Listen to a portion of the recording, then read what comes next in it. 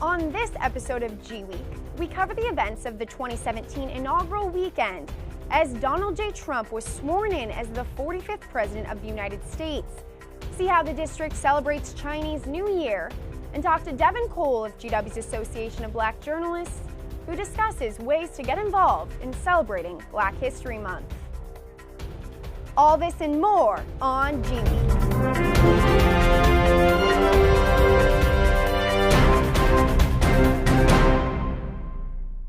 Welcome to the latest episode of GWeek. I'm your host, Mary Grace Brown.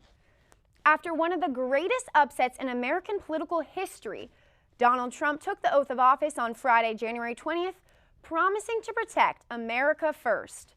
Thousands of people from across the nation descended on Washington, D.C. to witness the 58th presidential inauguration. GWeek reporter Coralie Barreau was there for the historic day. On January 20th, 2017, the nation's 45th Commander-in-Chief, Donald J. Trump, took the oath of office. Following a campaign that preached to make America great again, President Trump greeted the country with a message of change, vowing to put America first. It's going to be only America first. America first. People came from near and far to show their support for the newly elected president. Trump gives us a lot of promise and hope that we're going to rebuild America and make America great again. And like many Trump supporters, MacDonald believes President Trump's political inexperience is what won him the presidency. However, supporters were not the only ones who came in by the numbers. Trump opposers also came with the desire for their voices to be heard. I just wanted to make sure our senators and congressmen and President Trump understood that we are hopeful for what they will accomplish, but we want to keep them accountable for all of Americans. The day marked the beginning of a new shift in power, a shift the president believes will bring power back to the hands of the American people. We are transferring power from Washington, D.C., and giving it back to you, the people. Now, President Trump has the next 4 years to try to make his supporters proud and prove that the country will become what he believes is truly great. The entire world will be watching to see what President Donald Trump will do during his administration. Reporting for GWeek, this is Coralie Barreau. Thanks, Coralie. Presidential inaugurations have been steeped in tradition since the nation's first president, George Washington, took the oath of office. One special tradition is the inaugural parade, in which the president makes his way from the Capitol to the White House. I had the opportunity to attend this year's parade. The 2017 inaugural parade kicked off at the U.S. Capitol on the afternoon of January 20th. As crowds waited to see President Donald Trump make his way down Pennsylvania Avenue toward the White House. Both supporters and protesters lined the streets of Pennsylvania Avenue in anticipation. The parade finally started an hour later than planned at 4 p.m. Attendance at the parade was less than expected, with a notable number of empty seats and ticketed stands. The tight security may have delayed some of the arrivals, as many faced long lines to get through checkpoints. The rainy weather may have prompted others to stay home. But these factors did not hinder the excitement of one Trump enthusiast. I just really want to catch a glimpse of him. I've never seen him before, like in person, so if I can make eye contact with him, that'd be really cool. There were more than 8,000 participants in the procession, with groups from 23 different states represented. But one thing set this parade apart from others, as per Trump's request. The 2017 inaugural parade has a stronger military presence than in previous years. More than half of the 82 groups in the procession are either active duty military, veterans, or university drill teams. The Army led the parade procession, including members of the U.S. Army Field Band. Police forces from around the country also joined in. The parade atmosphere was liveliest when Trump's motorcade stopped near Trump Hotel. There, President Trump, First Lady Melania Trump, and Barron Trump exited the motorcade and took a brief stroll along the parade route to wave at supporters. People ran to catch a glimpse of the president. One woman who did not support Trump explained why she appreciated the parade. Nobody's complaining. Nobody is being mean to each other. I'm walking through here with an Obama bag and hat.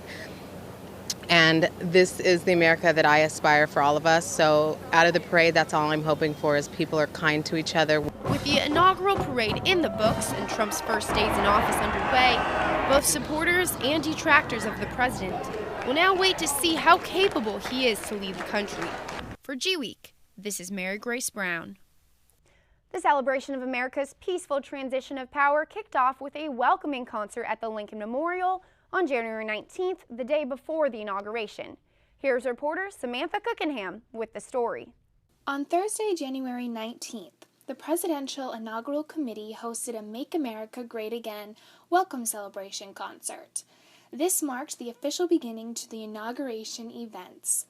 The pre-inauguration concert took place at the Lincoln Memorial and included President-elect Donald Trump, his family, and thousands of people who lined the National Mall. The celebration began with a number of military bands capturing the theme of patriotism. Following were many performers, such as Lee Greenwood, actor John Voight, who gave remarks about this historic time, and country music legend Toby Keith. In America. The welcoming concert had a unifying tone with the goal to bring people together to celebrate the pride of being an American.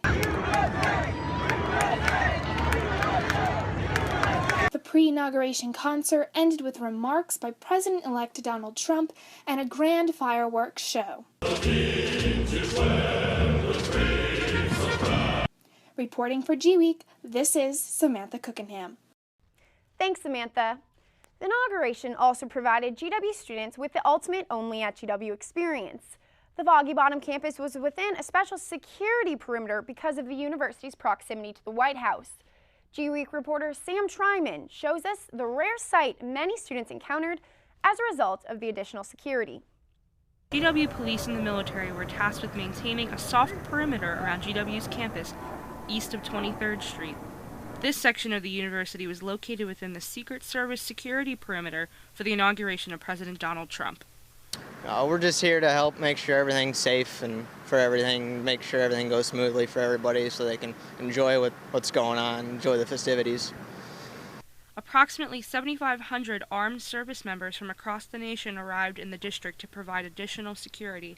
It was a rare sight for several GW students. I think it's important to have the security for the weekend, but it's also a little intimidating to see like the giant tanks just on the streets. I think overall it's maybe a bit overkill considering how far away we are from the actual event. But I guess can't take any chances nowadays. So. GW police also increased their presence on campus by placing officers at every residence hall and by closing all academic buildings to the public. GW police said off-camera that the university received no credible threats and saw no increase in suspicious behavior.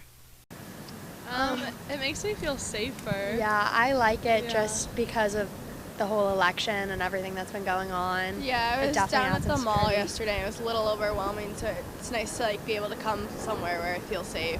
No cars were permitted to travel through campus as a precaution as the day's festivities began. The Vern Express had to display a special identification card to be permitted to drive an unusual route to the stop at Funger Hall. GW students are very grateful for this updated security during the inauguration weekend. For GWeek, I'm Samantha Treatman. Thanks, Sam. The Women's March on Washington took place the day after the inauguration of Donald Trump as a sea of pink filled the district. Hundreds of thousands of men and women convened in Washington and around the world to stand up for human rights. Here's reporter Rudy Venkatesan with the story.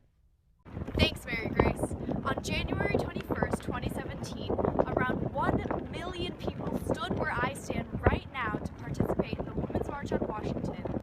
Purposely planned for the day after President Trump's inauguration, the Women's March on Washington is the first of its kind. Organizers of the event said that it was created so that we can start being proactive about women's rights. Originally a grassroots Facebook event, the march garnered quite a lot of attention, attracting celebrities as well. Cities around the nation and around the globe held marches on that very same day. No matter age, race, or gender, everyone stood in solidarity for one reason. Women's rights are human rights, and that's why we're here today.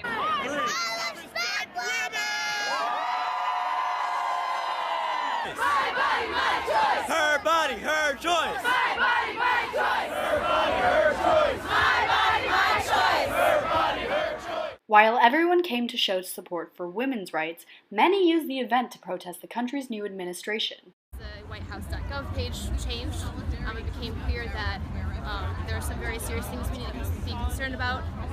We need to not go backwards. There's things that people have fought very hard for over the decades, and we need to go forward, not backwards. So I'm worried that Trump is a Putin puppet, but and I'm also worried about our democracy. You know, I could never have this sign in Russia, for example. It's important the Senate not approve his cabinet of horrors, and we slow down this terrible movement against the American people and the popular vote. We came to the Women's March today because we are opposed to inequality, injustice, hate, meanness, and anti-intellectualism, and corruption and greed. And so we're here to support people who are also in favor. The event will definitely be one for the history books. For GWeek, I'm Ruti Venkatesan. Thanks, Rudy.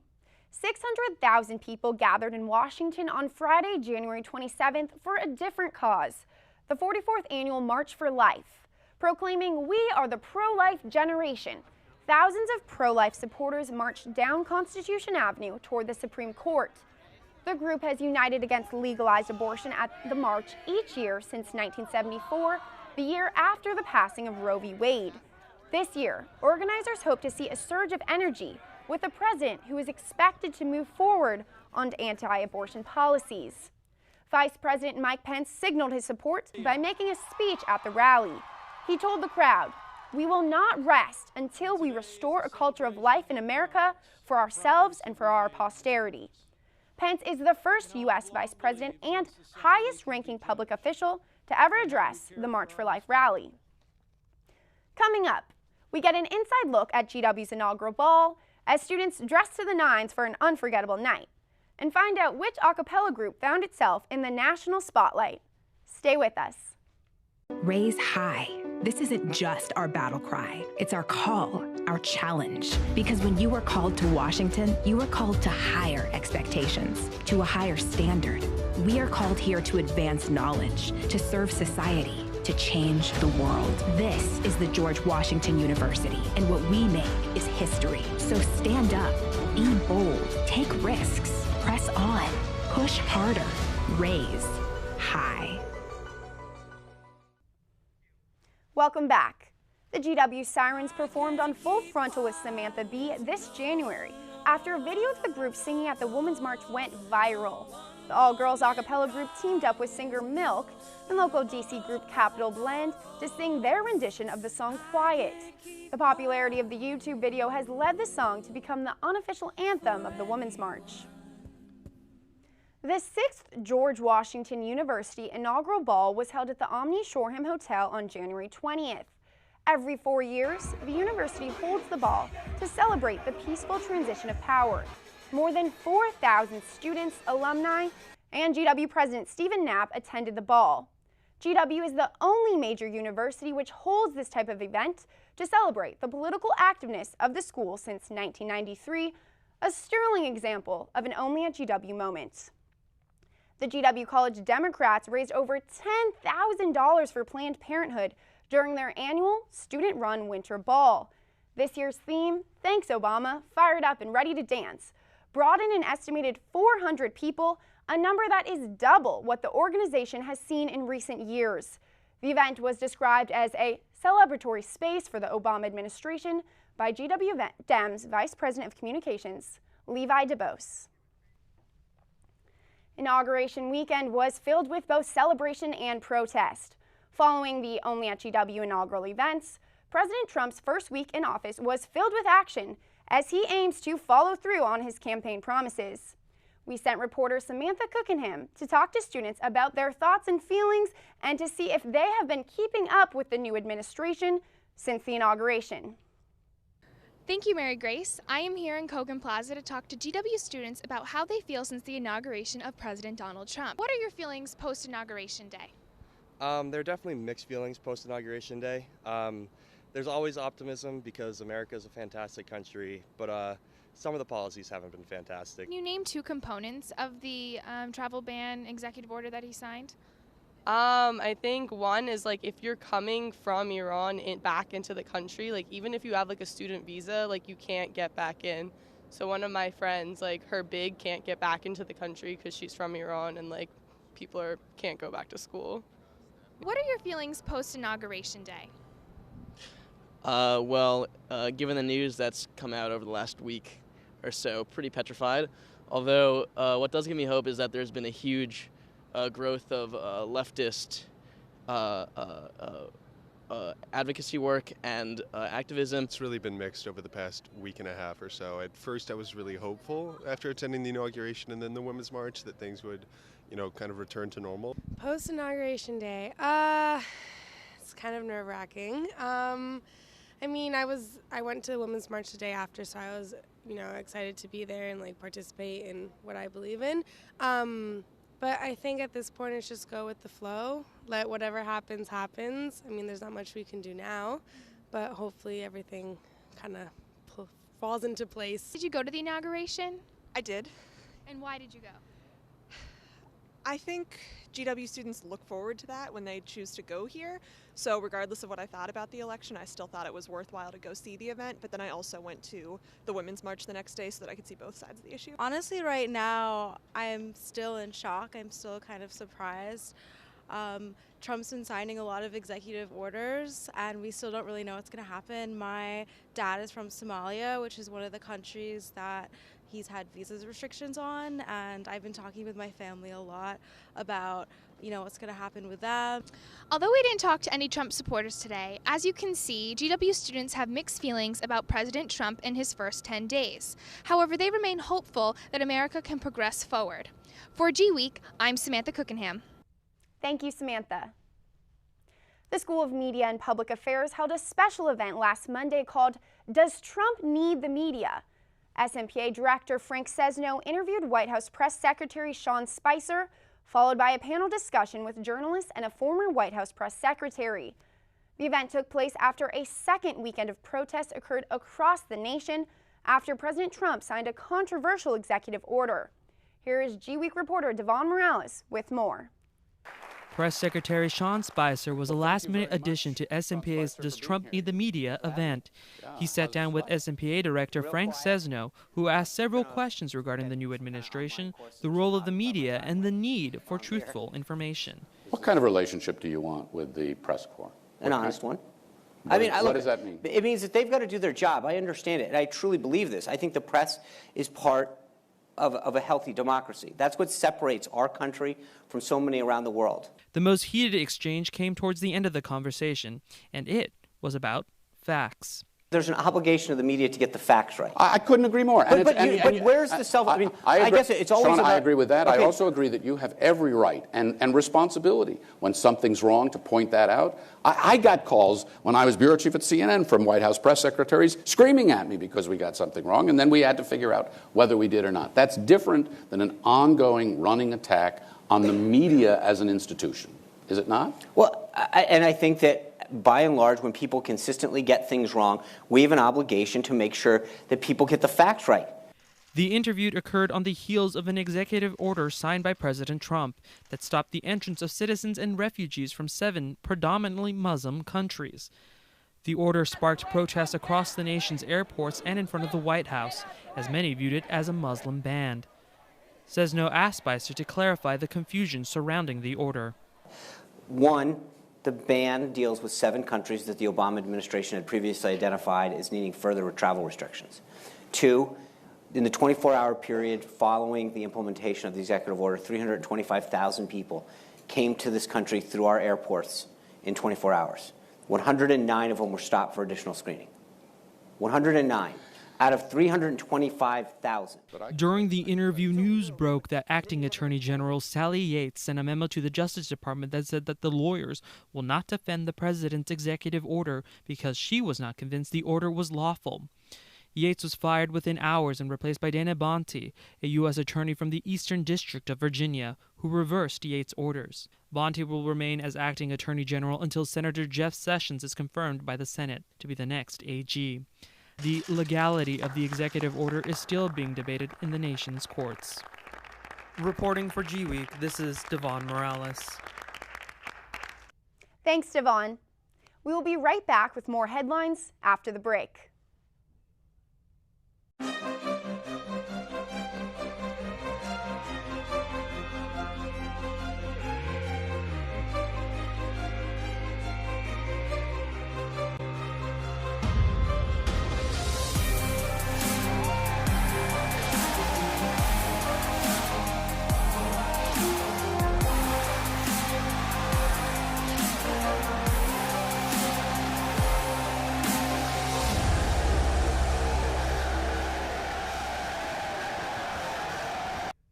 Welcome back to GWeek.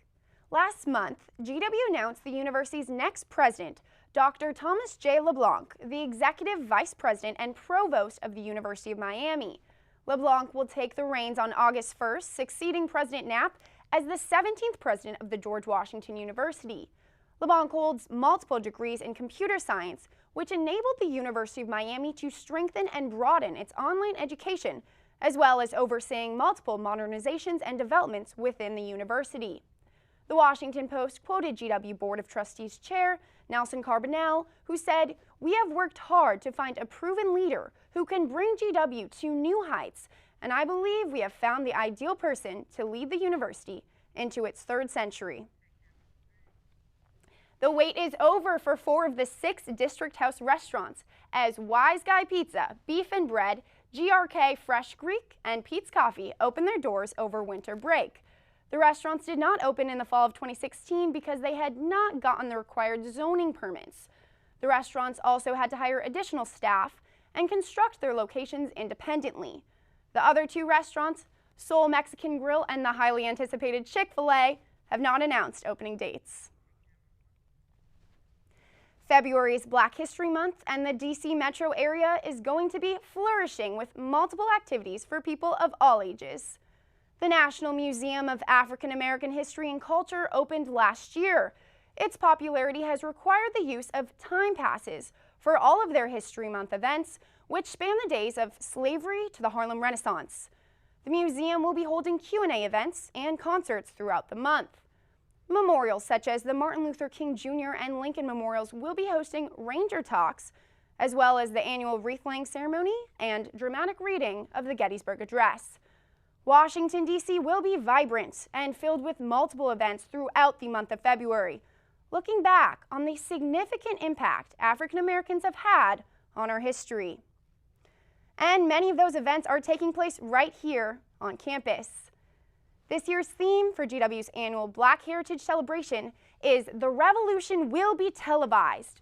The Multicultural Student Services Center and the Black Heritage Celebration Committee say that the theme is creatively borrowed from the 1970 Gil Scott-Heron's jazz-fused spoken word hit, "The Revolution Will Not Be Televised." The theme highlights the important role social media is playing in advancing the current fight for systematic change. The celebration was kicked off by a special keynote address by DeRay McKesson, a prominent member of the Black Lives Matter movement. After the break, we will sit down with the president of the GW chapter of the National Association of Black Journalists, Devin Cole. Stay tuned.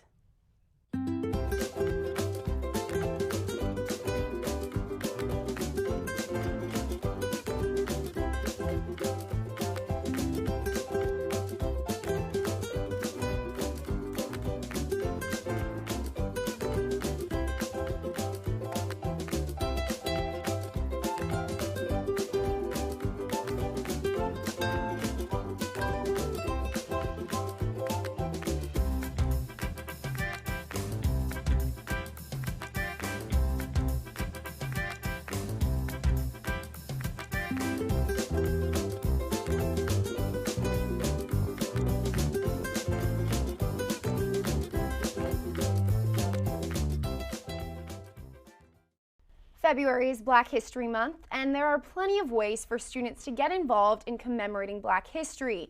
Here to tell us how is Devin Cole, who is the president of GW's Association of Black Journalists. Thank you for having me. Of course. So first of all, please tell me about GW's chapter of the Association of Black Journalists. What are your goals? So GW's chapter of Association of Black Journalists is a subset of the National Organization of Black Journalists here in DC. And so we were started on campus only about 4 years ago under the direction of Professor Cheryl Thompson. And so we aim to provide mentorship, education, and programming for Black journalists on campus. You know, most of those journalists are within the School of Media and Public Affairs, but we also take non-journalism majors. And so, you know, our focus this year has been increasing membership, as well as putting on programs that will help engage, you know, our membership in the community at large. So you will be hosting an event this month. Please tell me about it. So our event is called Blacktivism, From the Fist to the Kneel. And it's an event that will explore the intersections of media, activism, and athletes. And so we're going to be hosting Michael Wilbon of ESPN, Kevin Merida of The Undefeated, and Jason Reed, who's a senior NFL writer for The Undefeated, to talk about these issues. Our moderator would be Professor Thompson, and it would be in Jack Morton Auditorium, so we're expecting a pretty large turnout, and we're excited to talk about issues that are relevant right now. Absolutely. Sounds like a good opportunity. So what does Black History Month mean to you personally? So to me, Black History Month is a celebration of the rich and diverse history of African Americans in this country. I think it's a time for us to reflect on not only all of the progress that we've made, but also where we have to go from here.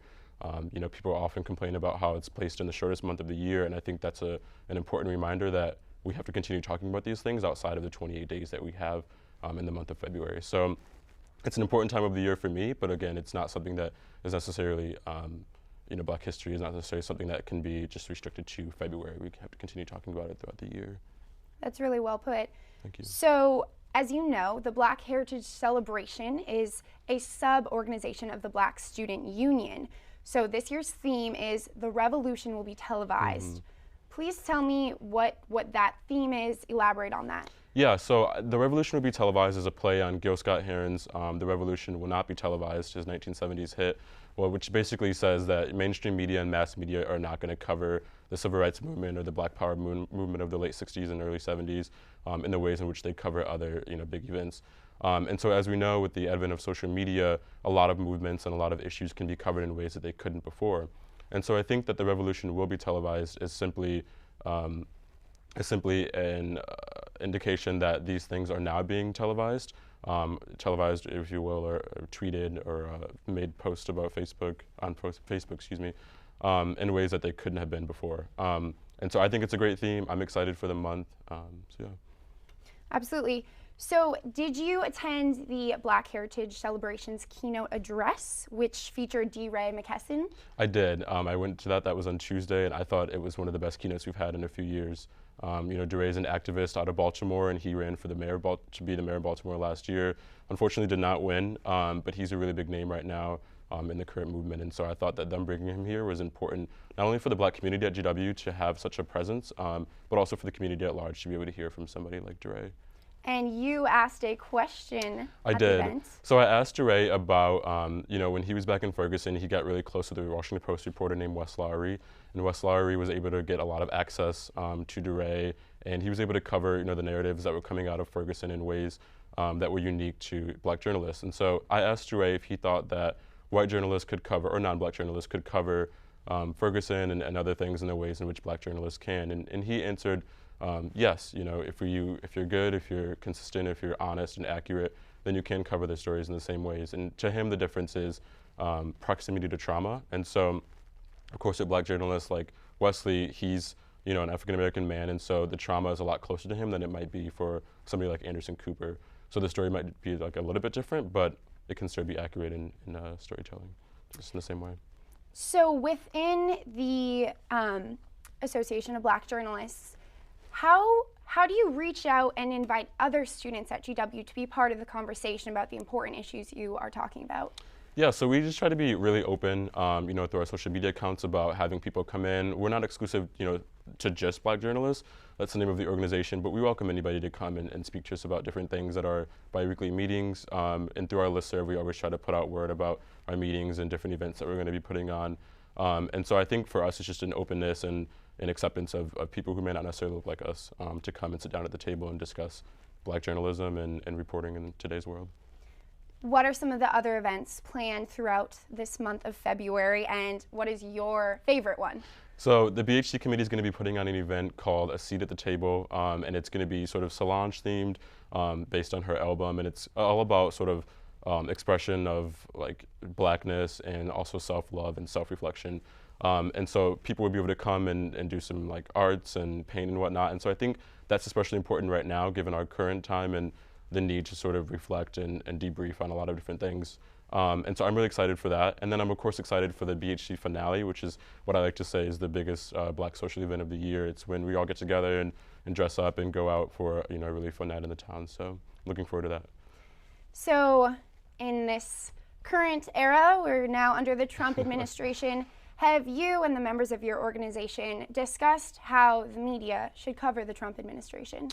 Yeah, so we've talked a little bit about it post-election, and I think for us, it's just like a lot of other journalists, we think that journalists have to stay consistent, they have to be accurate, and they have to be honest in the same ways that they were pre-election. Obviously, right now, journalism is an interesting career for a lot of people because Donald Trump, as he likes to say, he has a running war with the media. And so, you know, we're not necessarily trusted by the public in the ways in which we were previously. And so I think just that consistency and that honesty will allow us to regain that trust and allow us to cover this presidency in a fair way. So finally, you are clearly very involved. You're also a member of the Student Association. So you have another year to go at GW, but even after you graduate, how do you hope to carry on your legacy and continue pursuing what you're passionate about? Well, post-grad, I'm not quite sure what I'm going to do. It's either going to be grad school or I'm going to get a job right in the industry, hopefully.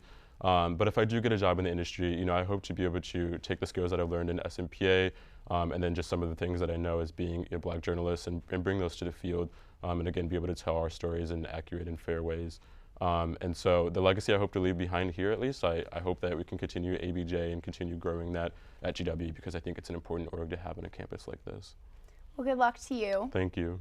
Thanks for coming on our show. Thank you for having me. We will be right back after the break. Stay with us.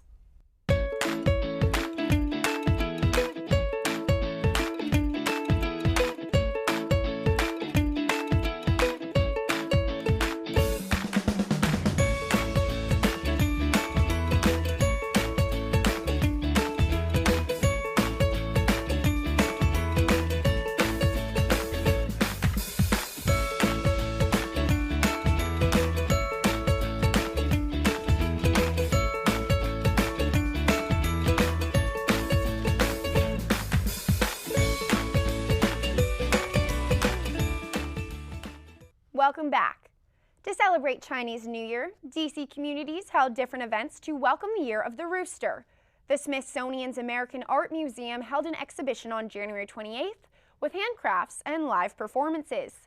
Chinatown also celebrated with its annual Chinese New Year parade on January 29th. Reporter Alex Snyder has the story. The Smithsonian National Portrait Gallery hosted its Chinese New Year Family Festival on the eve of the holiday. People from different organizations around the district came together to watch performers and anticipate the new year. Barrel tumblers used their feet, and a dragon tamer kept the puppet creatures at bay. The Washington, D.C. community recently rang in the Lunar New Year, celebrating with its annual Chinese New Year parade and ceremony in Chinatown. The parade marked the beginning of the Year of the Rooster, which means good luck for some of the other Chinese zodiac signs.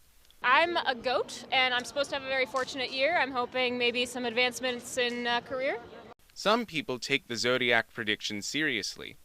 Others came from different states and countries around the world just to watch the parade and celebrate Chinese culture. I'm really looking forward to the dragon because I know that those are really cool. I like how it's controlled by a lot of different people and they can make it go in lots of different directions, and it's a really cool puppet that they make. The holiday celebrates the start of the new lunar calendar, but it historically represents much more. It began with the idea of scaring away the monster Nian with firecrackers and the color red, so I think that's an interesting origin story. Some young people have even taken an interest in Chinese culture from classes in elementary school. The teachers are from China, and he speaks pretty fast, but a lot of us really understand it. For people from China, this parade marks a time to hope for better fortune while feeling a connection back to their homeland. I'm just working here as a construction worker, so making more money is definitely a must for me. I hope that my country will prosper in the future. Although security was strict, MPD police officers still made sure they kept the mood light. Overall, Americans and Chinese people alike are looking forward to turning the page to a new year. I like that you can do new things, that it's a fresh start. As people continue to parade on by, the Chinese New Year parade is in full swing and ready to welcome in the Year of the Rooster. For GWeek, I'm Alex Snyder. There there will be one DC resident who will be in China next year to celebrate Chinese New Year. Bao Bao. The DC Zoo's beloved panda is boarding a plane later this year to return to China. The National Zoo reports that FedEx will bring the 4-year-old panda back to his native land after the Smithsonian agreed to send Bao Bao back for breeding purposes. The zoo will hold a 4-day farewell event from February 16th to February 20th. We'll surely miss you, Bao Bao. Have a safe trip. Tom Brady and the New England Patriots defeated the Atlanta Falcons in Super Bowl 51. This year's game was played at Houston's NRG Stadium on February 5th with a special halftime performance by Lady Gaga. New England scored 31 unanswered points to seize the epic 34-28 victory in overtime. It was perhaps the greatest Super Bowl of all times, with multiple records shattered. The Patriots' ability to bounce back from a 25-point deficit was the biggest comeback in the game's history. 4-time Super Bowl MVP Tom Brady set numerous single-game Super Bowl records, including 43 completions, 62 passes, and a whopping 466 passing yards. Because this was the first overtime in Super Bowl history, the Patriots also broke the record for most points in overtime, which was 6. This Super Bowl gave the Patriots and Tom Brady his 5th championship. The 2016 NCAA Football Championship reunited the Clemson Tigers and the Alabama Crimson Tide in a matchup from last year's championship. This year, the championship was played in Tampa Bay, Florida. Though the Tigers were held at bay for the first half, a nail-biting offensive comeback in the fourth quarter boosted the Clemson Tigers to their 2nd national title in school history. The final score was the Clemson Tigers 35, the Alabama Rolling Tide 31. That brings us to the end of our show. Until next time, make sure to check out GWTV on our website at www.gw-tv.com. Thanks for tuning in, GW. We'll be seeing you around campus.